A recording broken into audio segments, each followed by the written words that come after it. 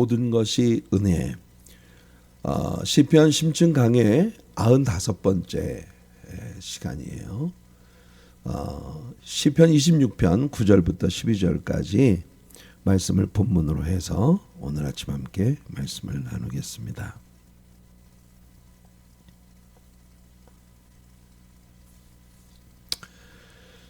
자, 시편 26편 9절부터 12절까지 오늘의 본문입니다. 네, 오늘 내 영혼을 죄인과 함께 내 생명을 살인자와 함께 거두지 마소서. 내 영혼을 죄인과 함께 내 생명을 살인자와 함께 거두지 마소서. 그들의 손에 사악함이 있고 그들의 오른손에 뇌물이 가득하오나 나는 나의 완전함에 행하오리니 나를 속량하시고 내게 은혜를 베푸소서. 내게 은혜를 베푸소서. 내 발이 평탄한 데 섰사오니 무리 가운데에서 여호와를 송축하리이다. 자, 이 시편 26편이 가지고 있는 이 특별한 내용. 우리가 이게 참 아이러니라고 생각하거든요. 동일한 성전에서 함께 예배를 드리는데 함께 예배를 드리는 그룹들 가운데 서로에게 불편함을 느끼는 그런 마음을 가진 그룹들이 함께 공존하는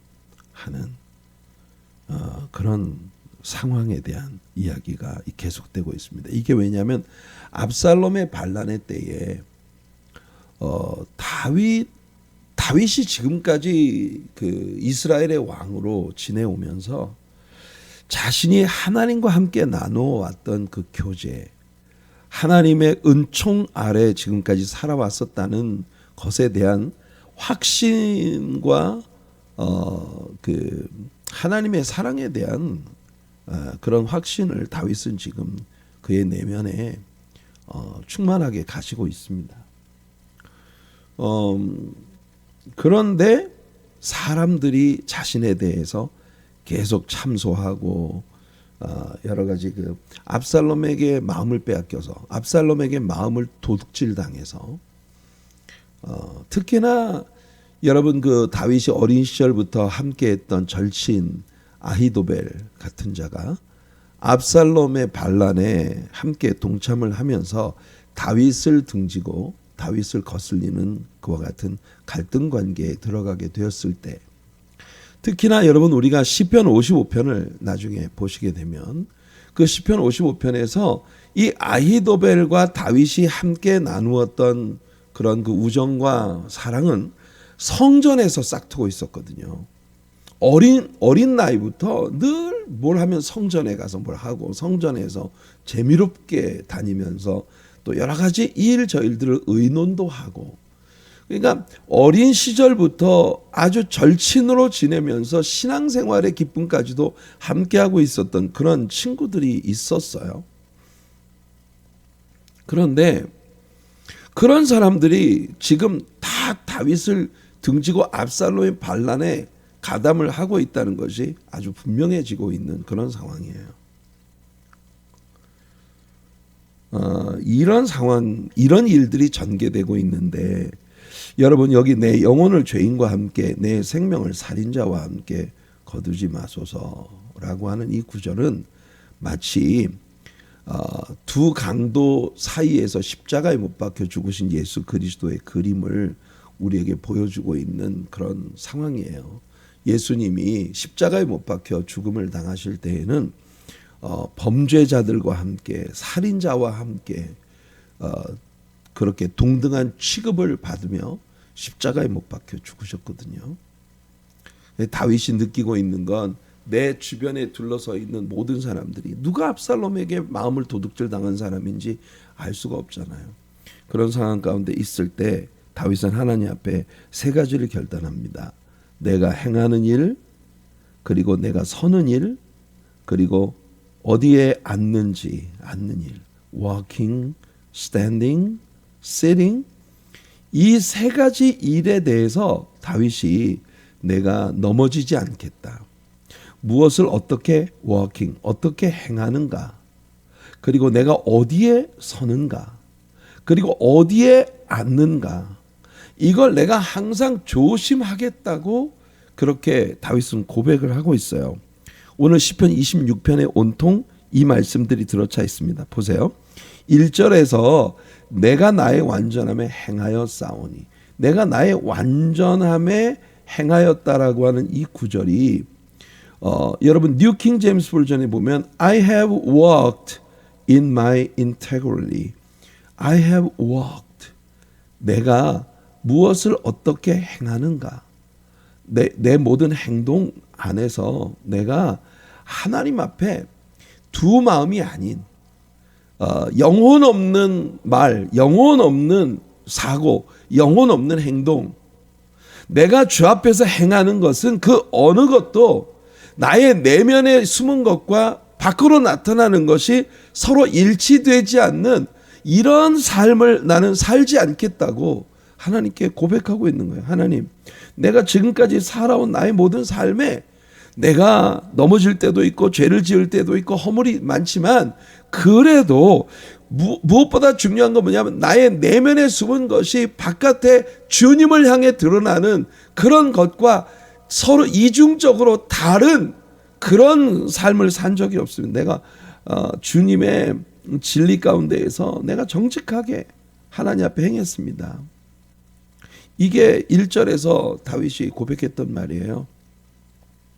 그리고 오늘 우리 본문에도 보면 11절에 말했어요. 나는 나의 완전함에 행하오리니. 근데 보면 나를 속량하시고, 완전함에 행하는 사람에게 무슨 속량이 필요해요? 내게 은혜를 베푸소서. 이 구절들이 우리들에게 보여주는 건 뭐냐면 다윗은 하나님 앞에서 나의 내면에 숨은 것과 밖으로 드러나는 것이 서로 일치하지 않는 이런 비열한 삶을 자신은 살지 않겠다는 그런 고백이에요. 근데 하나님 앞에서 다윗은 여전히 죄인이고 하나님의 속량하심이 필요한, 하나님의 그 리뎀션, 하나님의 구속이 필요한, 하나님의 구속하심이 속죄하심이 필요한 그런 존재이고, 하나님 나에게 은혜를 베풀어 주지 않으시면 내가 한시도 부지할 수 없는 그런 존재입니다라고 하는 고백이 여기 오늘 본문 속에 담겨 있는 거예요. 여기에서도 내가 나의 완전함에 행하오리니, I will walk, I will walk in my perfection. 그렇게 말을 하고 있어요. walking. 12절 보시면 오늘 본문 12절에 내 발이 평탄한데 섰사오니, 이번에는 standing. 서는 것에 대해 말합니다. 서는 것. 아까는 walking. 행하는 것, 걷는 것에 대해 말했어요. 행하는 것. 내 발이 평탄한데 섰사오니. 이 평탄한데라고 하는 것은 올바른 곳에, 의인의 회중에, 이런 개념이에요. 우리가 어제 보면 congregation of evildoers, 악을 행하는 자, 행악자의 회중에 대한 이야기를 했어요. 나는 행악자의 회중에 어울려 다니지 않고 하나님을 믿는 믿음의 자녀들과 함께 행하고 있습니다. 그러니까 나는 믿음의 자녀들의 회중 가운데 서 있어요. standing. 그 다음에 여기 시편 26편 4절을 보면 허망한 사람과 같이 앉지 아니하였사오니, 여기 보면 이제 sitting,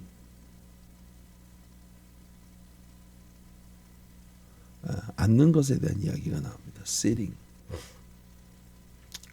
그러면 여러분 지금 이 구절들을 볼 때 상당히 여러분 여기서 여러분들이 알고 있는 어떤 시편과 매칭이 되고 있는 그런 내용을 봅니다. 그죠? 행한다, 앉는다, 그리고 선다. 바뀌었네요. 않는다. 어떤 시편인가요? 시편 1편이에요. 시편 1편에 보면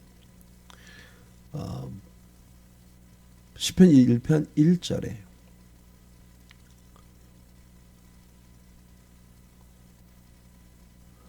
결국 다윗의 삶은 시편 1편 1절의 현장이었다라고 하는 것이 그의 고백을 통해 하나님 앞에 오시면 이게 지금 다윗이 하나님께 하고 있는 말이에요. 이게 중요해요. 다윗은 사람들에게 쇼업하는 것이 아니라 자기가 믿고 사랑하는 하나님 앞에서 이 이야기를 하고 있는 겁니다. 시편 1편 1절을 보세요. 복 있는 사람은 악인의 꾀를 따르지 아니하며, 이게 워킹이에요. 워킹. 행한다.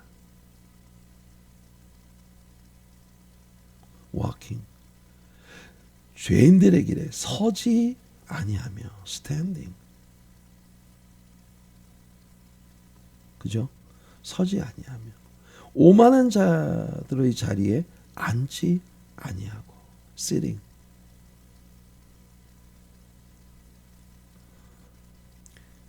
다윗은 지금 이 이야기를 하고 있는 거예요. 자신은 복 있는 사람의 그 길, 이 복 있는 사람이라는 것이 godly, 경건한 사람, 하나님의 거룩하심 안에 살아가는 사람, 믿음으로 사는 사람, 의로운 사람. 이 사람은 happy is the man, 복 있는 사람이다. 행복한 사람이다. 주님 안에서, 주님과의 교제 안에서 진정한 행복과 은혜와 기쁨을 누리는 다윗의 생을 우리는 여기서 봅니다. 자, 악인들의 꾀를 따르지 않고, 죄인들의 길에 서지 않고, 오만한 자들의 자리에 앉지 아니하는 이와 같은 구별되어진 삶. 그리고 다윗은 언제나 여호와 하나님의 말씀에 따라 진실한 예배 가운데 행하는 것이 자신의 삶이라는 걸 이 시에서 고백합니다. 그래서 여러분, 다윗의 인생은요, 진리, 즉 하나님의 말씀과, 여러분 다윗이 하나님의 말씀을 얼마나 사랑했는지는 시편 19편 같은 그런 그 시들의 고백 가운데에서 자신이 하나님의 말씀을 얼마나 꿀송이처럼 사모하고, 하나님의 말씀을 언제나 입에 두고 묵상하고, meditate, 하나님 말씀을 묵상하고 말씀에서 행하는 그런 삶을 살려고 하는 시의 고백들을 통해서 발견되고, 뿐만 아니라 다윗의 시들 속에 모세 오경이 아주 샅샅이 녹아있는 그런 모습을 우리는 부정할 수가 없어요. 그래서 다윗은요, 입만 열면 그 속에 하나님의 말씀이 나오고 그의 삶이 하나님의 말씀을 따라가는 그런 삶이었어요. 그리고 예배에 대한 사모함, 다윗의 시들 속에는요, 성전에 대한 사모함, 이 성전에 대한 사모함이 아주 절절하게 배어 있어요. 압살롬의 반란으로 인해서 이방 땅으로 가면서도 내가 주의 성산을 바라보며 주님을 예배하리이다. 여러분 시편 3편이나 4편이나 이런 시들을 보면, 내가 정말 날개가 있다면 저 지중해 테르빈 추리 나무 위로 날아가는 비둘기의 그 구슬픈 울음소리 같은 그런 울음소리로 내가 주님 앞에 고백하지만, 땅의 끝에서도 내가 여호와 하나님을 경배하고 여호와 하나님을 사랑한다고 하는 그런 고백들이, 그래서 여러분 다윗의 인생은요, 말씀과 예배의 아주 균형 잡힌 밸런스를 가지고 있는 그런 생이었다는 거예요. 여러분, 진리의 말씀과 예배의 밸런스 위에 서 있었다는 겁니다. 이것이 지금 압살롬의 반란에 동참한 사람들, 종교 행위로서 자신들의 죄를 은닉하고자 했었던 자들, 성전 안에 있으면서 종교 행위로서 자신들의 죄를 은닉하고자 했었던 그들의 존재에 대해서 상당히 상반되는 입장에 자신이 서 있다. 항상 자신은 하나님의 말씀과 예배에 건강한 밸런스 위에 서 있는 사람이라고 하는 것에 대한 고백을 다윗은 지금 하고 있는 거예요. 여러분, 바로 이 밸런스가 다윗을 다윗 되게 하는 힘이었어요. 저와 여러분들, 우리들 모두에게도 항상 이 밸런스가 유지되기를 바랍니다. 우리는 어제 다윗 시대의 악한 자들이 예배에 참여함으로써 자신들의 불의를 은닉하려는 시도를 하고 있는 자들이 있었다는 것에 대해 얘기했어요. 예수님 때도 마찬가지였습니다. 여러분, 예수님 시대에 예수님이 가장 서슬퍼렇게 죄를 지적하고 나무라고 꾸중하던 자들이 누굽니까? 예수님 시대에 가장 악한 자들이 성전 시스템을 장악하고 있는 자들이었어요. 다윗은 위선자들이 예배하는 회중들 사이에 함께하는 것을 막을 수는 없었어요. 또한 막을 의지도 없었어요.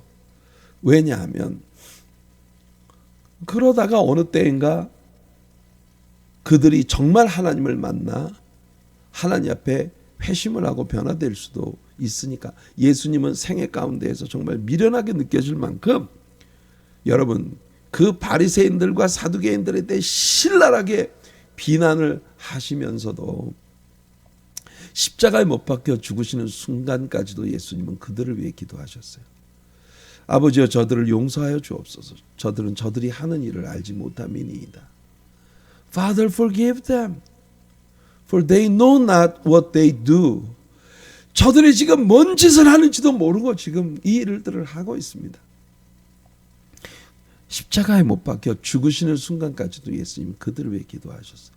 예수님은 제자들에게 주신 비유 가운데서도 같은 말씀을 하셨어요. 알곡을 뿌렸는데 쭉정이가 함께 자라고 있구나. 원수들이 와서, 밤에 원수들이 와서 이렇게 했구나. 제자들이 지금 당장 가서 뽑아버릴까요? 예수님 뭐라 하십니까? 놔둬라. 추수 때까지 놔둬라. 그래서 많은 경우에 의인이 악인들과 섞여 있고 양과 염소가 섞여 있는 그런 모습을 우리가 볼 때가 많은 거예요. 오늘 아까 제가 내 영혼을 죄인과 함께, 내 생명을 살인자와 함께 거두지 마소서.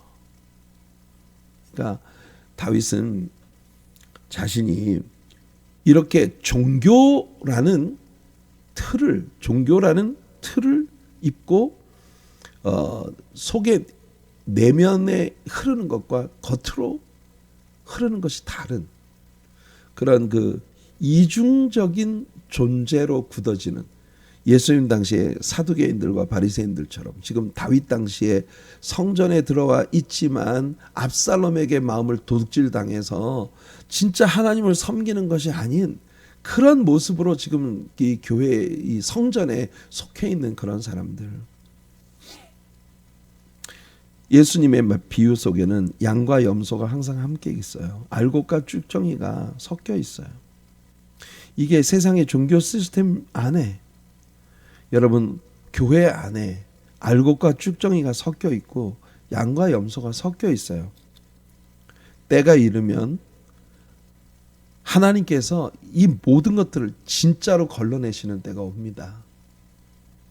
추수 때가 되면 알곡과 쭉정이는 완전히 나뉘어져서 쭉정이는 불에 던져질 것이에요. 알곡은 창고에 들여지겠죠.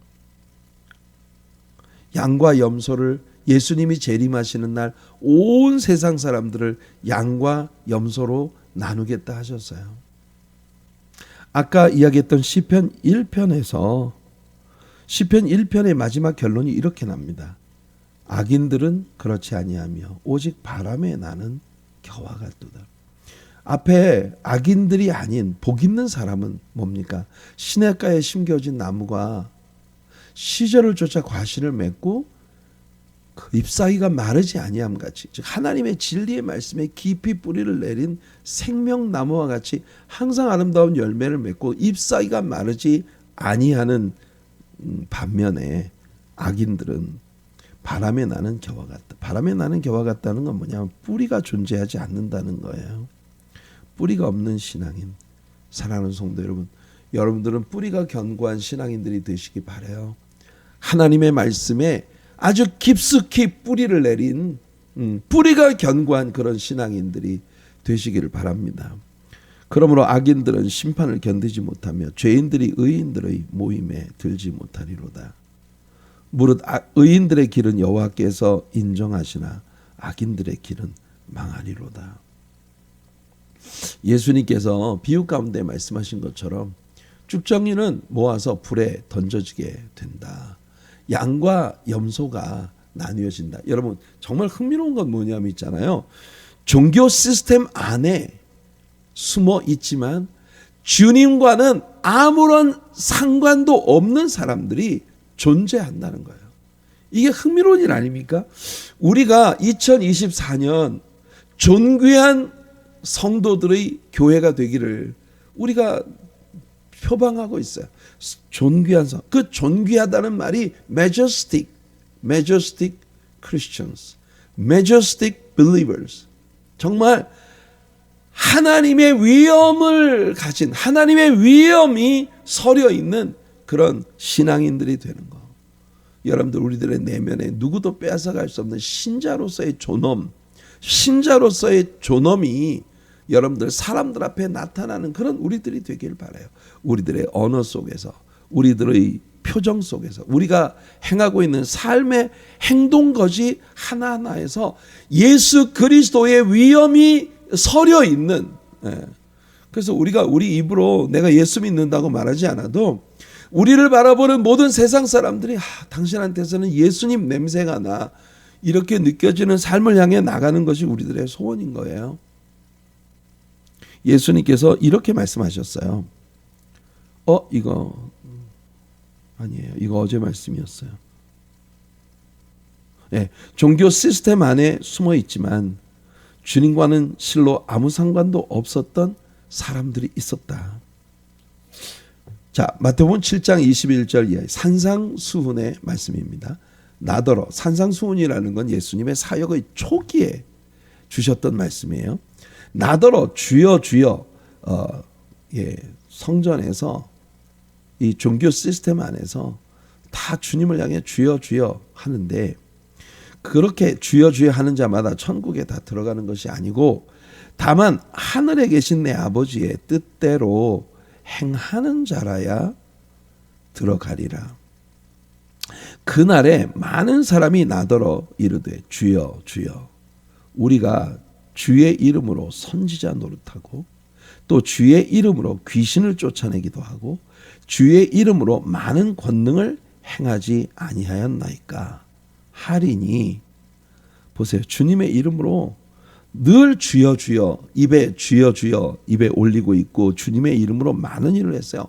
예언자 노릇을 하기도 하고 귀신을 쫓아내는 그런 권능을 행하는, 병을 고치기도 하고 막 이런 일들이 나타났는데, 정작 그때에 그들이 예수님 앞에 서는 그 시간, 내가 그들에게 밝히 말하되 내가 너희를 도무지 알지 못하니.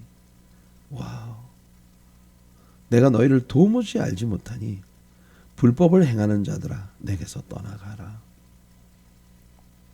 이게 여러분 예수님의 사역의 초기에 예수님이 하셨던 산상수훈, 산상설교의 메시지의 일부입니다. 예수님은 이 말씀으로 벌써 당대의 종교 지도자들, 바리새인들과 사두개인들의 위선을 아주 정면으로 이제 공격을 하신 겁니다.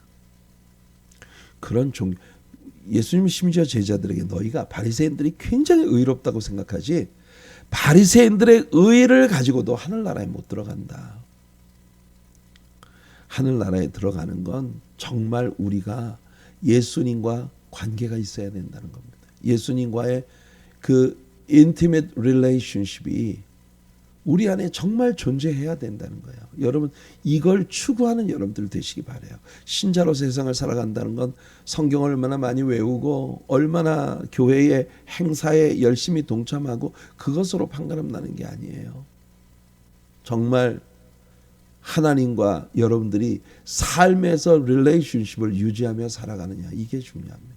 여러분의 직장, 여러분의 사업터, 여러분들의 삶의 현장에서 여러분들이 정말 하나님과 릴레이션십을 살아있는 액티브한 그런 릴레이션십을 가지고 살아가고 있느냐 하는 거예요. 예수님은 그가 재림하시는 날 세상에 있는 모든 사람들을 양과 염소로 분리하게 될 거라고 말씀하십니다. 그때 나뉘어지는 두 그룹에 대하여 예수님이 마태복음 25장, 아까 7장은요 산상 설교로 예수님의 사역의 초기에 하셨던 설교이고, 마태복음 25장은 감람산 설교예요. 이건 예수님이 십자가에 못 박히시기 직전에 하신 마지막 그 설교입니다. 그때 임금이 그 오른편에 있는 자들에게 이르시되 내 아버지께 복받을 자들이여 나와 창세로부터 너희를 위하여 예비된 나라를 상속받으라. 양의 그룹에 속한 사람입니다. 양들을 그 오른편에 두고 그 양들에 대해서 말하기를 너희는 내 아버지께 복받을 자들이다. 나와 창세로부터 너희를 위하여 예비된 나라를 상속받으라. 여러분, 우리가 주님 앞에 서는 날 주님께서 우리들에게 이렇게 말씀하시는 은혜가 있기를 바라요. 내가 그들에게 대해서 주님이 말씀하십니다. 너희들은 내가 줄일 때에 너희가 먹을 것을 주었고 목마를 때에 너희가 마시게 하였고 나그네 되었을 때에 나를 영접해 주었다. 헐벗었을 때에 나에게 옷을 입혀 주었고 병들었을 때에 돌보아 주었고 내가 옥에 갇혔을 때 와서 보았느니라. 자, 이 양들이 깜짝 놀랍니다. 이에 의인들이 대답하여 이르되 주여 우리가 어느 때에 주께서 줄이신 것을 보고 음식을 대접하였으며 목마르신 것을 보고 마시게 하였나이까? 어느 때에 나그네 되신 것을 보고 영접하였으며 헐벗으신 것을 보고 옷 입혔나이까? 어느 때에 병드신 것이나 옥에 갇히신 것을 보고 가서 배웠나이까? 임금이 대답하여 이르시되, 주님의 답변이에요. 내가 진실로 너희에게 이르노니 너희가 여기 내 형제 중에 지극히 작은 자 하나에게 한 것이 곧 내게 한 것이니라. 여러분, 이 엄청난 결말이, 이 엄청 의와 불의, 영원한 구원과 영원한 형벌에 처해지게 되는 이 일들이 우리가 우리의 곁에 있는 사람을 어떻게 대하는가 하는 것에 걸려 있다는 것이 우리에게 정말 놀라움이 되지 않습니까? 당연히 여러분 잘 들으셔야 됩니다. 당연히 우리가 옆에 있는 사람에게 착하게 해주는 것으로 구원받지 못합니다. 이것도 내가 내 선행으로 구원받는 게 아니에요. 예수님의 이 비유가 우리에게 주는 진짜 교훈은 뭐냐? 너희가 나더러 주여 주여 하고 있는데 그 믿음이 진짜라면, 그 신앙이 진짜라면 사람들을 바라볼 때 나의 마음을 가지고 그들을 보게 될 것이다. 이겁니다. 이게 다른 거예요. 성도 여러분, 사람들을 바라볼 때 예수님의 마음을 가지고 사람들을 바라보는 거, 그들이 헐벗었을 때 입혀주는 그 행동으로 내가 구원을 받는 게 아니에요. 주님과의 meaningful relationship이 없다면 우리가 무슨 천하 없는 선행을 한다 해도 그것 가지고 우리가 구원받지 못해요. 그런데 이런 행동이 나타나는 것은 뭐냐 하면, 여러분, 바리새인들이나 사두개인들, 예수님 당시 성전을 장악하고 있는 자들은 철저하게 죄인들, 세리를 아주 미워하고 그들을 격리하고 그들을 곁에 오지도 못하게 하는 그런 자들이었거든요. 예수님의 마음을, 우리가 진짜 하나님과 사귐을 가지고 있다면 우리가 생을 살아가는 모든 날들 동안 우리 안에 주님의 마음을 품도록 우리가 기도해야 돼요.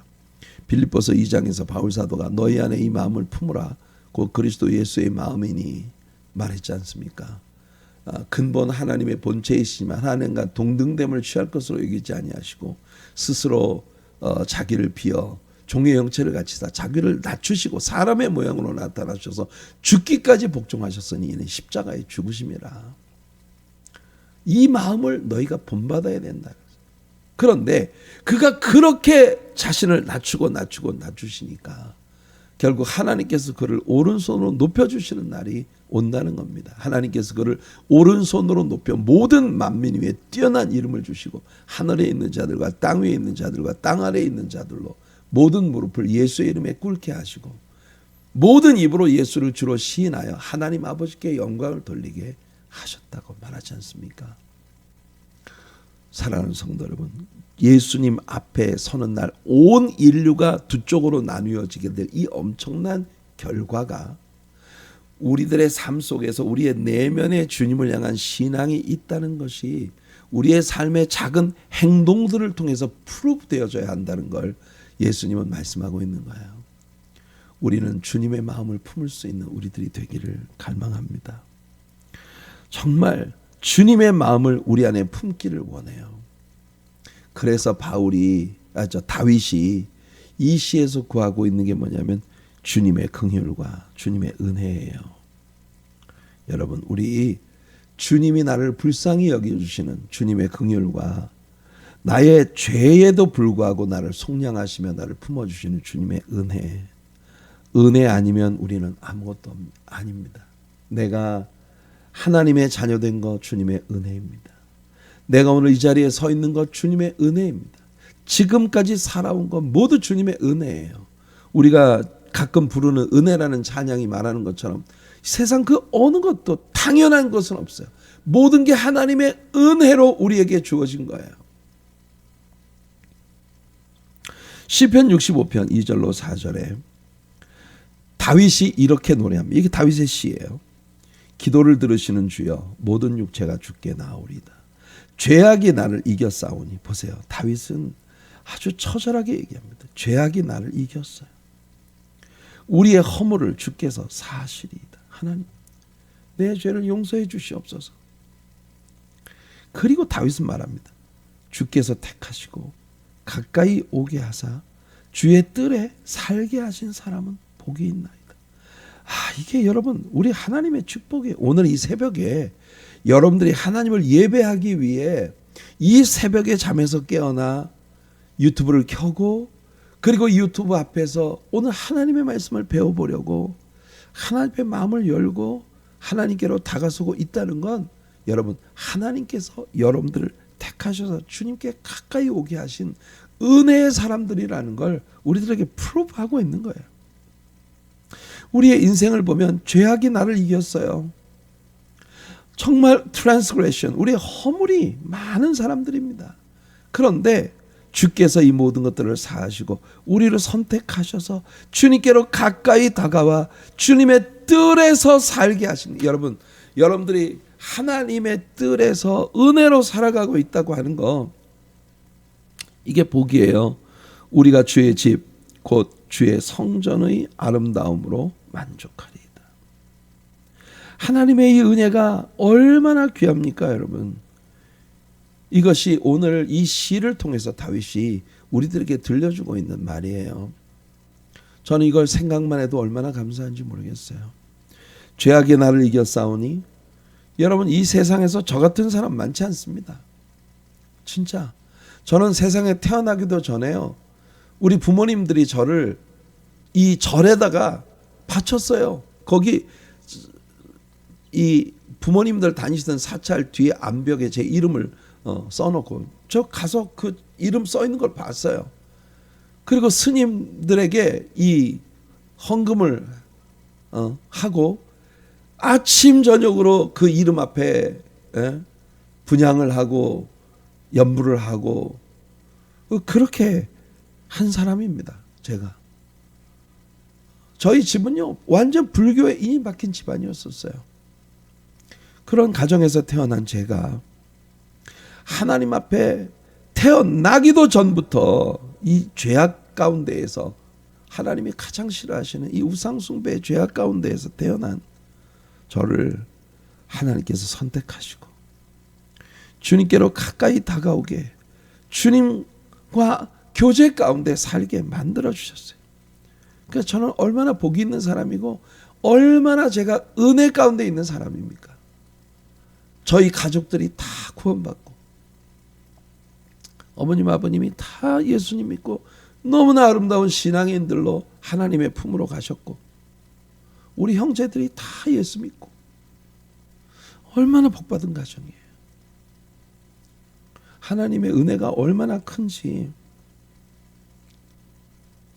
주께서 택하시고 가까이 오게 하사 주의 뜰에 살게 하신 사람은 복이 있나이다. 지금 우리는 이 새벽에 바로 이 은혜를 누리고 있는 사람들입니다.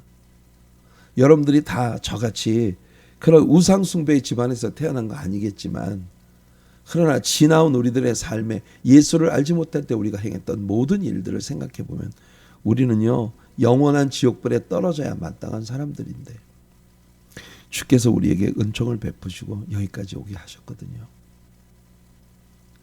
그래서 여러분 오늘 적용 말씀은 이겁니다. 고린도전서 10장 12절이에요. 그런즉 선줄로 생각하는 자는 넘어질까 조심하라. 우리는요 교만할 건덕지가 조금도 없는 사람들입니다. 우리 같은 사람들이 교만해서는 절대로 안 되는 사람들이에요. 그러니 우리들의 내면에서 교만이 머리를 들지 못하도록 항상 주님의 은혜로 우리를 눌러주시고 주님의 은혜로 마치 소금으로 음식의 맛을 내는 것처럼 하나님의 성령의 은혜와 진리의 말씀으로 우리가 행하는 모든 것에 하나님께서 맛깔을 나게 하시는 존귀한 성도들로 날마다 변해가는 그런 우리들의 삶이 되기를 예수님의 이름으로 축복해 드립니다.